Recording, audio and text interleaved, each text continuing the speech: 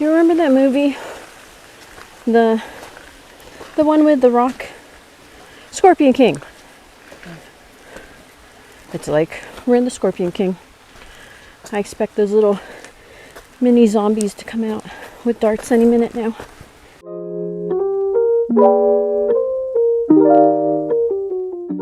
Hello friends, it's Melissa, your plantita abogada from Tasteful Nodes. Coming to you today from a river in the middle of Tarlac, maybe Zambales, I'm not sure. Anyhow, we are on our way to Mount Pinatubo. You know, as you can see behind us, lots of river, lots of rocks, lots of pyroclastic material that's left over from the Pinatubo eruption. But that's beside the point. We're going plant spotting today. So come along, let's go see what we can find. Enjoy the view.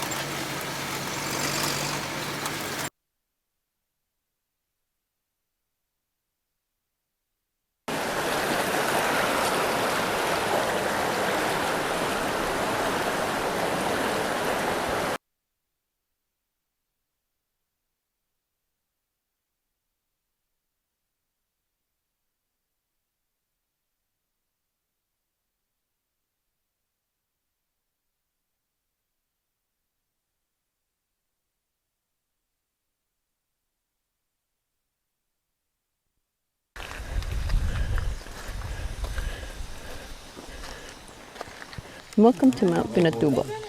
Your trek starts here.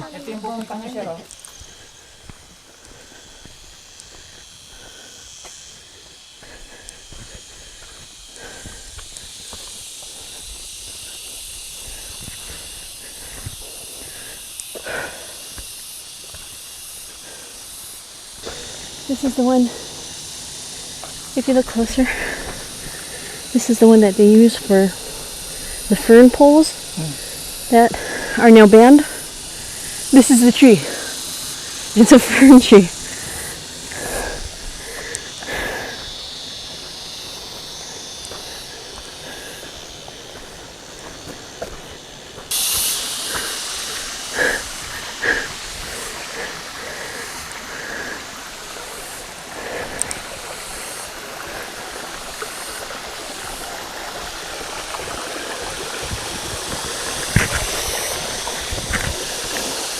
That's a begonia. Right there, you see it? Where is it? Someone ripped it off. But that's definitely a begonia. Goes up. Horsetail, or maybe an orchid of some sort, since it is also a pearl. Right there in the back. You see it? Something to research. But pretty cool looking. Watch your step. Yes, I've been watching it the entire way. I'm gonna break a hip at this point if I fall. I lost sight of the tour guide. Hopefully this is the only way there. It's beautiful. Looks like a Medinilla, no? Maybe the temperature is noticeably different here. Oh! Is this the one that we were looking at earlier? So it's an orchid, maybe? The one that we were looking at down there that we thought was a horsetail. They're just growing up beautifully. Ferns. Ferns as far as the eye can see. That's so cool. I missed it. So I know we said we're going to take the senior citizen scenic route, but I think we're taking the plant parent extra scenic route. Take us 30 minutes to get to the crater instead of 25. Sorry, Kuya's waiting for us. Sorry, Kuya.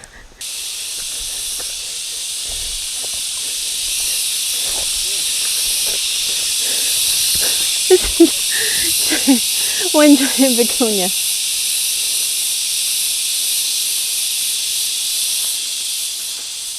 And there's some more inside too. Ang ganda, right against the rock wall.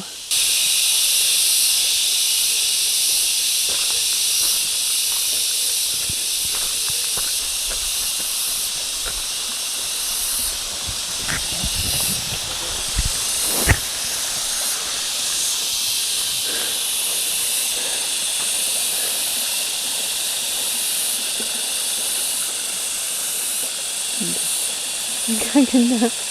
Ang dami. Anyway, let's go see what else they have. Oops.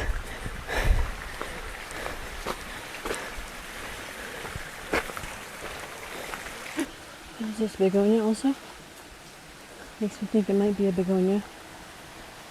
Sadly, too many of them destroyed. Oh, we have some more here though.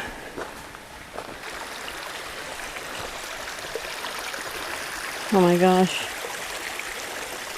Look at this little pool, the water's so clear.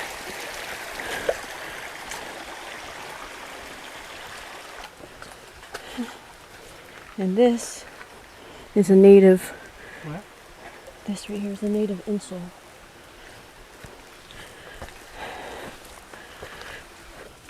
Lichen. Huh? Lichen. Spelled L-I-C-H-E-N. Look at these guys. Selaginella kaya? Or are they another kind of fern? Different ferns on a rock. Oh, here he is. A better looking one. You can see.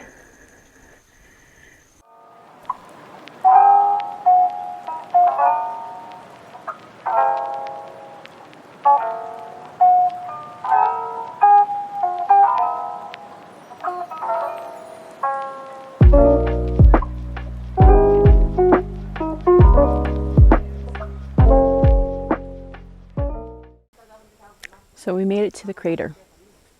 If you look around me, we made it to the crater. This is what we cramped, we slipped, we tripped. I got angry about because I'm not a hiking person. I'm definitely a beach person. But this is it, and it's glorious. Not philodendron glorious, but glorious. Lots of grass all over the place, lots of ferns, obviously. But the plants on the way here, I think, were the plants that were the treat, aside from this view. Amazing view. I have a complicated relationship with Mount Pinatubo. Very complicated. Not many people know this, but I actually grew up here. So I didn't just end up here after getting married or anything. On June 15, I think it was 1991, around noon, the skies turned dark black, like it was 8 p.m. at night, just pitch black. We had to close all the windows because you could smell sulfur. Rocks started pelting the roof, the tin roofs. You could hear like the sound of cymbals as sand also ended up, sheets of sand on the roofs. Some of the guys, the helpers, my parents' garden, actually had to help out and remove sand from the roofs. We were stuck in the wrath of Pinatubo for a few hours overnight. Our radio barely worked. And when we emerged the next morning, we all had to leave with comforters on our head because it was still raining rocks. You could hear the radio, people were dying, getting hit by rocks.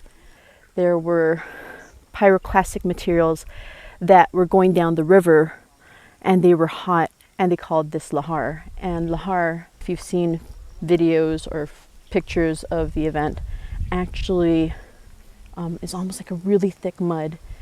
And this was so much lahar that it actually covered entire homes. Like all that was left of these homes were the roofs. Churches, entire churches were covered. All that were left were the roofs of these churches. So yeah, Pinatubo destroyed my parents' thriving plant business, their garden, forced us to leave the Philippines. We were given the choice to evacuate, and we did. So we had to. And, you know, I look at the Pinatubo eruption in different ways. I see it as something that was disruptive, absolutely, to my life. A few days before my sister's birthday, no less. But coming here brings a certain kind of closure, you know? So with destruction comes rebirth. As you can see, something good can actually come from stuff that's destructive.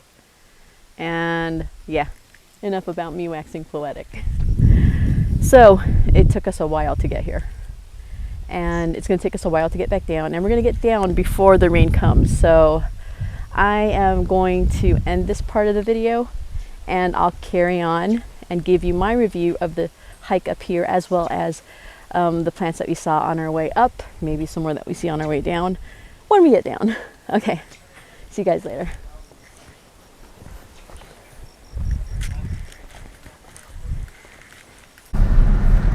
Okay, so we got down from the mountain, from the volcano, and it was a lot easier coming down than it was going up. Going up felt like you couldn't push hard enough to go. My motivating factor for going was that my mother-in-law has been to Mount Pinatubo twice, and I didn't want to not I guess keep up with her pace. I mean, she's a strong lady, and I still have to go one more time if I want to match her record, which I don't. So, you know, I'm happy that I got through it one. Coming down was easier. It was faster. The only issue with coming down was that when you thought you walked enough, there was more to walk. But I mean, it was easier. It really was. Going down, I also saw a lot more birds this time around, and I didn't notice that going up. So I don't know if it was a time of day or whatever, but you know, it could be something interesting for bird watchers in the future. Check out Mount Pinatubo birds. Now, time for Mel's hot tips, right? Tip number 1, bring a hat. The sunburn is real. Now, that brings me to tip number 2. Don't forget the sunblock. We forgot the sunblock. And I am a nice toasty color. But do not forget the sunblock. I can see it being really bad in the summer and people having painful sunburns. You know, just take a word of advice from your Plantita Abogada and pack that sunblock before anything else. Number 3, forget the makeup. You know, forget your makeup at home. If you must appear Instagram worthy, by all means, pack your makeup in your backpack. Because by the time you get up that mountain, unless you've got great eyebrows or they're tattooed on, that stuff will melt right off your face. Number 4, right? Bring water. I believe that the recommended amount is 2 liters. Was it 2 liters that they told us to bring? So we brought 1.2 liters each, and it was a little too little. If you are prone to cramping, bring some electrolyte powder to put in your water if you are prone to things like cramping, the like. Also, don't forget to bring snacks along those lines. Bananas, yeah, bananas are a great snack. Nuts for the protein. By the time we got up to the crater, there was someone who was cooking barbecue up there, and there was someone selling drinks. So confirmed with the teenager, and he says that he bought his bottles of water, 2 bottles of water for 100 pesos each. Let me have a look at this so that I can go ahead and. So it's 1,000 milliliters, big bottle, right at the size of my face, for 100 pesos each. And while it may be a bit more expensive than what you would get in the grocery store, you have to remember that this is water that was also carried up the mountain. So if you don't want to carry so much stuff in your backpack, then pay for the labor of the person who did carry it up. You know, consider that when you're paying the 100 peso. You know, if you're the type of person who must be clean, prepare to get dirty. You will get dirty. You will get mud splashed on you as you're driving through the water. You will have sweat. Just bring some extra change of clothes. You can shower up at the crater, but if you choose not to shower, bring some wipes. Freshen up as soon as you get to your car and take a shower at your place. You'll be fine, I promise. Another tip was to, I guess, pack a waterproof case for any of your electronics, for your wallets that may be with you while you travel, while you climb up the mountain. I think you could probably use Ziploc bags as well, right? But yeah, so you could go ahead and pack little Ziploc bags with your cell phones or your wallets, or if you're carrying cameras and videos like we are,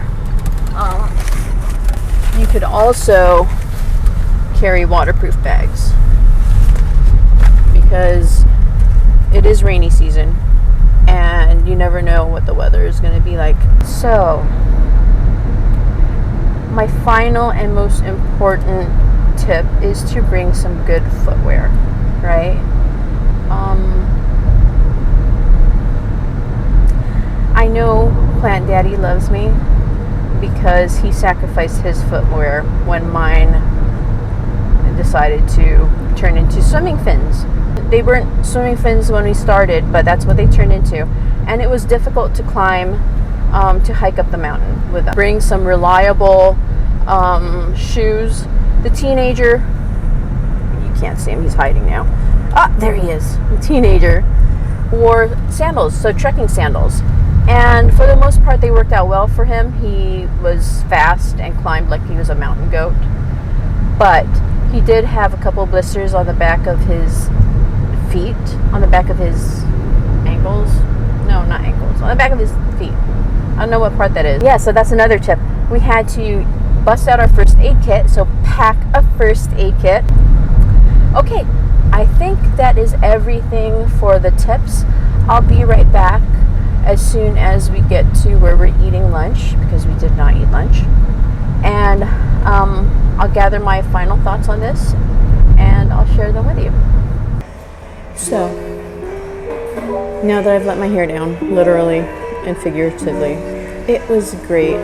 I don't think I see myself climbing any mountains in the future to look at endemic fauna and flora, but I really did enjoy this visit to Mount Pinatubo. The begonias, they were amazing. They were just amazing. And I can't keep begonias alive. I mean, I have some that are still alive, but I haven't seen them flower. Yeah, I need to try better with my begonias. We did see a lot of ferns. We did see some Boston ferns, some tassel ferns. Giant tree ferns were amazing.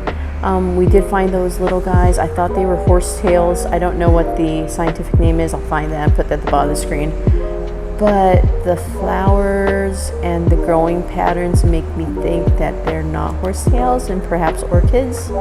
We did see some ground orchids, so that could be another sign that those were orchids, those little blue flowers. It's really great. Really, really appreciated what we did today, even though I'll probably be needing some painkillers later on tonight. But that's beside the point. Anyway, a really important thing to remember when hiking mountains in public anywhere is that you don't want to take anything and you don't want to leave anything. So do not disturb the fauna and the flora. Don't take anything that you don't want other people taking from your home, right? Your mama ain't there to clean up after you, so clean up after yourself, okay? We went with a tour group called Mount Pinatubo Adventure Philippines, and they were great. From the moment we got the emails, really, really specific emails about what we're what we're supposed to expect, what we're supposed to bring, what time we're supposed to be there. They were great. Our tour guide was great. The driver of the 4x4, the Isuzu that my husband is crushing on so bad, they were both great as well. Regarding the actual process, so you're not allowed to go on your own up the mountain. You have to have a tour guide. The LGU has to be able to track you somehow. So that's definitely not recommended. I think it could probably be done, but it's not recommended. And you could probably get into a lot of trouble if you do get caught. Speaking of the LGU, the local government unit, you do have to go there to sign a waiver. And if you are over the age of 40, they will take your blood pressure and find out if you are medically fit to continue with the hike, the climb to the Mount Pinatubo, right? Finally, you know, I am not in the best shape. I'm not. I am a 40-plus-year-old mother of 4, and I still had a lot of fun. And I think it depends on who you surround yourself with. So I would definitely go with friends and family who are down for the adventure, right? If you do manage to snag people to go with you, groups are given discounts. So the more people in your group, the more discounts you get. However, do bear in mind that there are a maximum of 4 people per 4x4, and that is how they give discounts. So they do it on a 4-person basis. So if you have 4 people, you have the biggest discount possible. If you have 3 people, if you have 3 people in your group, then you actually will have a smaller discount than the 4, but a larger discount than the 2-person group, right? Yeah. And I think that was everything. I think I covered everything. It was great. I'm gonna go back and watch this video again and share it with my my friends and family in other places. 10 out of 10 would recommend.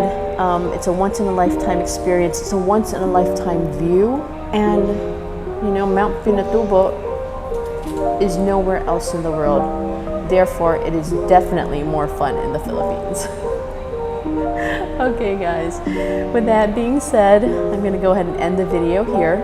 If you enjoyed yourself, if you enjoyed the view, if you enjoyed the plants, please feel free to give this video a like. Don't forget to subscribe to my channel. Click that little notification bell so that you get notified of my future videos. Maybe you would want to check this out on Facebook. I do provide written guidelines there, amongst other things. So check me out there. I'm there as Tasteful Notes. And if you just want to look at pictures of my adventure, you can check me out on Instagram. I'm there as Tasteful Notes as well. Okay. Until next time, sa uulitin, keep your notes classy and tasteful. Bye, guys.